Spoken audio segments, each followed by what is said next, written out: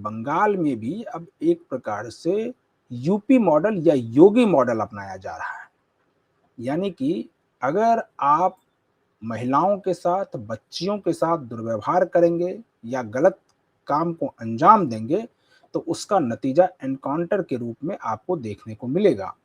और यही अब बंगाल में भी देखने को मिला है। कहा, हालांकि इसके खिलाफ बहुत सारे लोग जो हैं वो आवाज उठाने लगे हैं कि ये सही नहीं है, बंगाल को भी यूपी बनाया जा रहा है और यूपी के तर्ज पर यहाँ पर एनकाउंटर किया जा रहा है। लेकिन सवाल उठता है कि अगर आप गलत काम करेंगे तो उसका नतीजा भी आपको उसी प्रकार से भुगतना पड़ेगा। और शुभेंदु की पुलिस ने उसी प्रकार से भुगताया भी, कम से कम। अब हुआ क्या कि जो खास करके कल जो है वो वहां पर जो आरोपी गिरफ्तार हुए थे, एक छोटी बच्ची के साथ, जो 12 वर्षीय बच्ची के साथ जिस प्रकार से दुर्व्यवहार किया गया था, जिस प्रकार से दुष्कर्म की घटना को अंजाम दिया गया और उसके बाद उस बच्ची की हत्या कर दी गई, उस मामले में एक जो आरोपी है, हालांकि सभी आरोपी को गिरफ्तार कर लिया गया, लेकिन एक आरोपी को वहां ले जाया गया कि जहां पर ये घटना घटी थी। और वहां पर कहा यह जा रहा है, पुलिस का जो बयान है कि उसमें यह कहा जा रहा है कि वो आरोपी जो है रास्ते से भागने की कोशिश करने लगा और पुलिस से हथियार छीनने लगा और उसके बाद वो हथियार छीनकर पुलिस के ऊपर फायर करने की कोशिश किया और इसी दौरान एनकाउंटर में उसको मार गिराया। ये घटना जो है वो पुलिस बता रही है, लेकिन इसके ऊपर जो है अब विपक्षी दल जो है एक प्रकार से इसको अब मुद्दा बनाने के लिए उतारू हो गए हैं। और उसमें महुआ मोइत्रा का हो बयान, चाहे वो आप कीर्ति झा आजाद का बयान हो या तमाम ऐसे नेता जो खास करके तृणमूल कांग्रेस के हैं, उनका लगातार आ रहा है कि ये सही नहीं हो रहा है, बंगाल को यूपी बनाया जा रहा है और बंगाल में भी यूपी की तर्ज पर अब एनकाउंटर किया जा रहा है। और ये डर क्यों सता रहा है उन नेताओं को? क्योंकि उनको लग रहा है कि अगर गलत काम में वो शामिल होंगे तो हो सकता है आने वाले समय में उनके साथ भी इसी प्रकार का हश्र हो। हालांकि यह होगा कि नहीं होगा ये तो बाद में देखा जाएगा, और किस प्रकार से क्या आरोप किसके ऊपर बनता है ये बाद की बात है, जब उस मामले में कार्रवाई होगी या उस मामले में गिरफ्तारी होगी या एफआईआर दर्ज होगा, उसके बाद होगा। लेकिन आज इन्हीं सब मुद्दों पर चर्चा करेंगे कि आखिर जो कल जो ये घटना घटी है, जो प्रभास मंडल का जो एनकाउंटर किया गया है, उसमें इस एनकाउंटर को जो अलग अलग एंगल देने की कोशिश हो रही है, क्या ये सही है? और इसी मुद्दे पर बातचीत करने के लिए इस वक्त हमारे साथ जुड़ रहे हैं वरिष्ठ पत्रकार और राजनीतिक विश्लेषक हैं संजीव प्रियदर्शी। संजीव जी, आपसे जानना चाहेंगे कि ये जो अब इसको भी एक पॉलिटिकल एंगल या पॉलिटिकल रंग देने की कोशिश हो रही है इस एनकाउंटर को, क्या ये लोग अब आरोपियों के साथ खड़े हो रहे हैं क्या, या एनकाउंटर जो एक जो प्रक्रिया है उसके खिलाफ है? नमस्कार प्रवीण जी, हमारे दर्शकों को भी मेरा नमस्कार। देखिए, पीड़ित पक्ष, विपक्ष पर तो बाद में आएंगे, विपक्ष तो कोई पक्ष है नहीं वहां। पीड़ित पक्ष, और बोलना नहीं चाहिए, बेटियां तो सबके लिए बराबर है। बिल्कुल। बेटियां हिंदू मुस्लिम अगड़ी पिछड़ी नहीं होती, बेटियां और बहनें तो समाज की होती। और जिन भी दरिंदों ने इस पूरे जघन्य वारदात को अंजाम दिया था, उनके दिमाग में यही था कि निर्ममता की सरकार है, में जैसे था कम्युनिस्टों के सरकार में कुछ भी हो जाता था तो उसको दबा दिया जाता। लेकिन इस मामले में मृतका के अब्बू से बात करने के बाद मुख्यमंत्री शुभेंदु अधिकारी ने कहा था कि एक भी नहीं बचेगा। तो पहली बात है, ये इनकाउंटर जिस भी परिस्थिति में हुआ, we are not present there, हम अनुमान लगा सकते हैं, लेकिन इस इनकाउंटर के बाद पीड़ित परिवार ने, पीड़िता के अम्मी और अब्बू ने संतुष्टि जाहिर की, यानी उनको न्याय होता दिखा। दूसरी बात है, अब तक ये दुष्प्रचार किया जा रहा था कि सरकार धार्मिक रूप से पक्षपाती करेगी, जैसा कि पहले ममता बनर्जी करती थी कि वो धर्म देखकर, अगर वो मजहबी गुंडा है, मजहबी रेपिस्ट है, तो वो उसको कहती थी कि प्यार था उन दोनों में। देखिए, ऐसे कई बयान हैं, ऐसे कई बयान है ममता बनर्जी के कि वो रेपिस्ट को उसका प्रेमी बता देती थी अगर वो मजहब विशेष का होता। और आरजी कार को में क्या किया ममता बनर्जी ने, बताए तो यहां तो 48 घंटे में एक्शन हो गया, सारे आरोपी जेल में है, उसको ले गया साइट पर। क्यों ले गया, ये पुलिस क्यों ले गई? पहली बात इसलिए ले गई क्योंकि वो इतना सातिर जिसको कहते हैं प्रवीण जी, जब लोगों ने खोजना शुरू किया तो सबसे पहले तालाब में वही उतरा सातिर। उसको पता था कि तालाब में डेड बॉडी, और पोस्टमार्टम रिपोर्ट में ये आई है जानकारी कि निर्भया जो थी वो जिंदा थी उस समय जब इन दरिंदों ने उसको तालाब में फेंका। यानी उसकी जान बच सकती थी या बचाने की कोशिश की जा सकती, लेकिन इसने जानबूझ के डेलिबरेटली उसकी हत्या की ताकि राज बाहर ना आए, और फिर बाद में वो वहां का कॉमन मैन बन के नदी तालाब में घुस गया। कह रहे हो सकता है यहां भी हो। सोचिए कितना सातिर था वो मंडल, प्रभात मंडल जो भी था। और उसकी मां ने उससे भी बड़ा बहादुरी का काम किया। हाँ, सब उसने बोला कि ऐसे ऐसे जघन्य दरिंदे का सब नहीं लेना है। तो पहली बात, रिलीजन के आधार पर कोई भेदभाव नहीं हुआ। और आज बांग्लादेश की मीडिया में, डेली इत्तेफाक में, डेली स्टार में ये खबरें हैं कि मुस्लिम बच्ची के साथ गलत काम करने वाले अपराधी का भी इनकाउंटर हुआ। तो ये मैसेज ढाका तक गया है कि भारत में संविधान से चलता है, किसी के कहने से नहीं चलता। तो पीड़ित परिवार को न्याय मिलता हुआ दिख रहा है। दूसरी बात है, मुख्यमंत्री ने यह कहा है कि जो बचे हुए भी आरोपी हैं उनको भी स्पीडी ट्रायल करके जल्द से जल्द 3-4 महीने में उनको सजा दिलाई और सजा पे अमल किया जाएगा।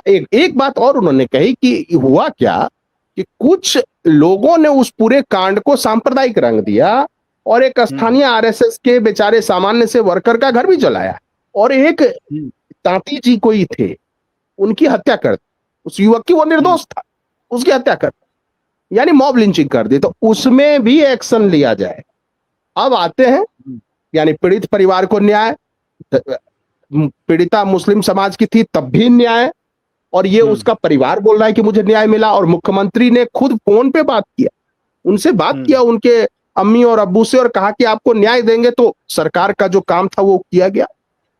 इनकाउंटर से किया गया। ये इनकाउंटर मुझे लगता है रेपिस्ट का 40 साल के बाद हुआ है बंगाल की धरती पर। और ये केवल एक इनकाउंटर नहीं है, ये उन तमाम कीड़े मकोड़ों को मैसेज है कि अगर तुम्हारे दिमाग में कोई फितूर है, या तो तुम शमशान जाओगे या कब्रिस्तान जाओगे, तय कर लो। और कांड करने के 24 से 48 घंटे के बाद ही जाओगे। ये मैसेज जो देना था वो दे दिया। क्योंकि देखिए, बंगाल एक कॉमन स्टेट नहीं है। बंगाल कॉमन स्टेट रहने कहां दिया कम्युनिस्टों ने और उसके बाद ममता बनर्जी ने। अब आइए ममता बनर्जी का बात।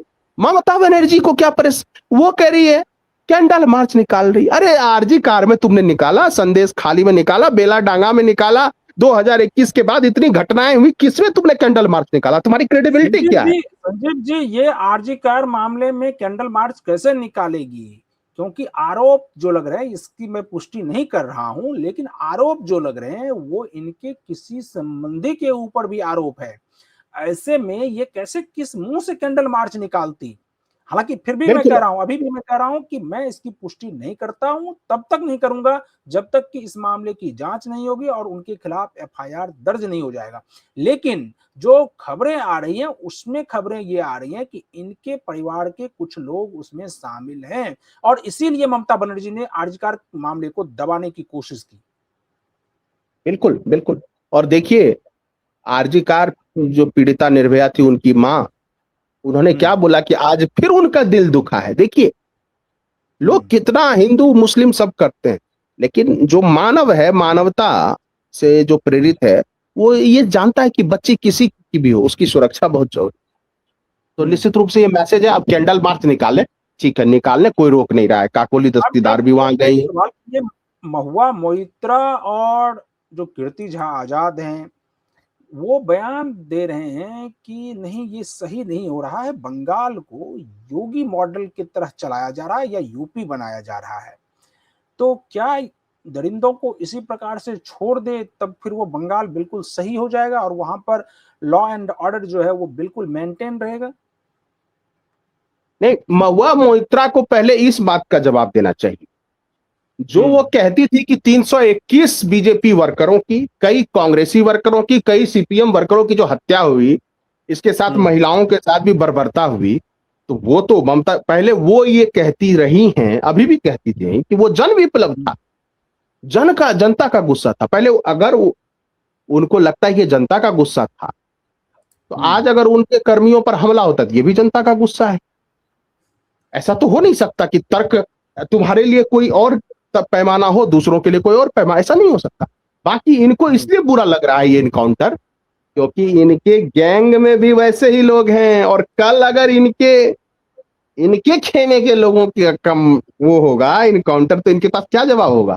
तब तो वो मजहब वाला एंगल नहीं निकाल पाएंगे आगे चल के, क्योंकि अभी तो हिंदू का हुआ इनकाउंटर।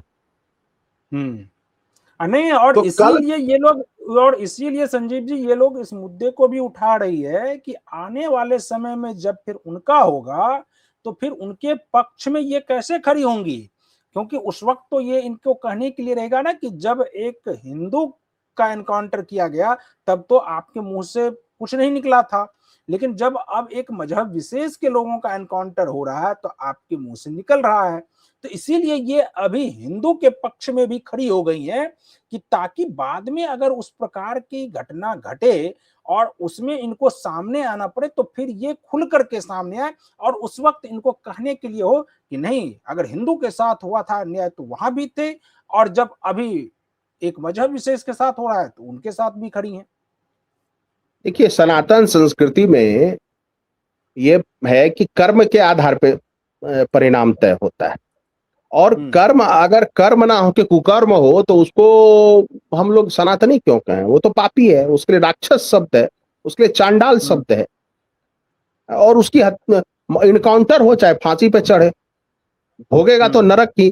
लेकिन कुछ मजहबों में तो कुछ और बातें हैं। चलिए, इनको हो सकता है डर सता रहा हो शाहजहां शेख का, अनुव्रतो मंडल का, और वो शौकत मुल्ला का, जहांगीर खान का, हाँ, इन सब का डर सता रहा होगा ना। इनके प्रिय बंधु बांधव सब फंसे हुए हैं, ऐसे ही काम करते रहे ये लोग भी।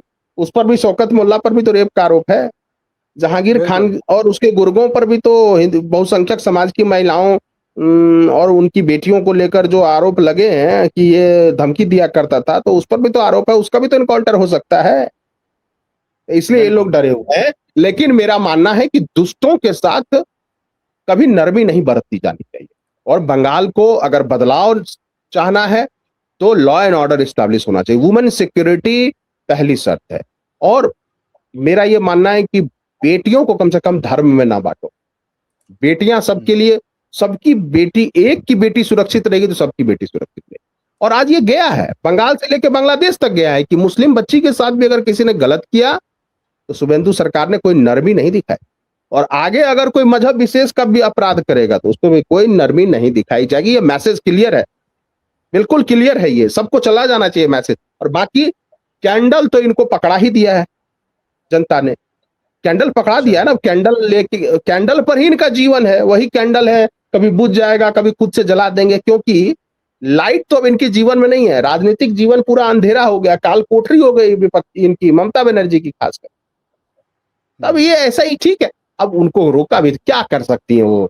अब वो अपना आईना, वो आईना जो कहा जाता है, एक दुनिया में एक यही चीज है आईना जो कभी झूठ नहीं बोलता। चाहे आप आईना को सोने से रंगवा दो, सजवा दो, चांदी से सजवा दो, लेकिन अगर आईने में देखोगे तो ममता बनर्जी अपना चेहरा देखकर याद करे कि वो कहती थी कि 7 बजे के बाद महिलाएं क्यों निकलेगी, एक महिला के साथ अगर दुष्कर्म होगा तो 10 लाख रुपए देंगे। क्या क्या बोलती, और रेपिस्टों को प्रेमी बता दिया करती थी। उस आईने में अपने को देखे, आरजी कार के आईने में देखे, संदेश खाली के आईने में देखे, बेलाडांगा में देखे, और 321 बीजेपी वर्करों की हत्या में अपना आईना, उसके परिप्रेक्ष्य में देखे ममता अपना चेहरा। उनका चेहरा पूरा दागदार है,